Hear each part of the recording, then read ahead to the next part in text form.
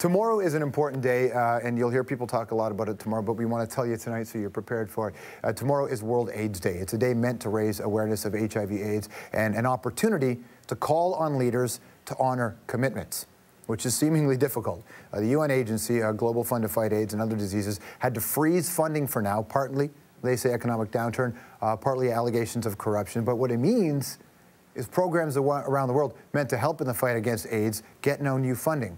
We're pleased to be joined by one of my favorite Canadians, also one of the world's leading voices on HIV/AIDS treatment and prevention, Canada's own Dr. Julio Montaner. Doctor, how are you today? Very well, George. Thank you. No, thank you. So, all right, so where does Canada stand on its financial commitment in this Global Fund to Fight AIDS? Well, to be perfectly honest with you, at this time when the commitment is most needed, Canada is nowhere to be seen. We're falling behind all the time. Our Prime Minister has shown no commitment to fight AIDS internationally, and we're very disappointed as a result.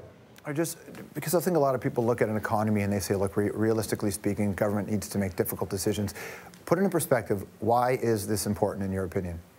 By treating somebody infected with HIV immediately, you decrease the likelihood of HIV transmission by 96%. That is dramatic. This is the best that we can ever expect. It's much better than our original estimates, or approximately 90%.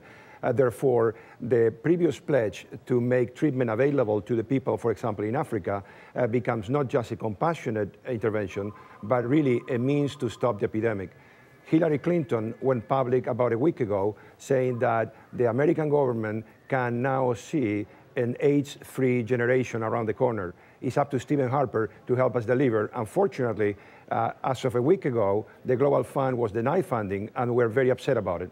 So what do you, tomorrow being World AIDS Day, people watching at home sit there and go, okay, we realize it's important. What do you need people to do to get the message across? Well, I think Canadians need to understand that not delivering on our promise is not just simply that we're defaulting on a promise, it's actually criminal negligence. We promise to deliver universal access to treatment, care, and prevention. We need to deliver as we promise, because not doing so means that we're condemning people to die, to suffer, and societies to crumble. At the end of the day, we will pay the price for that, and it will be unaffordable. Doctor, thank you so much for your time. Always a pleasure.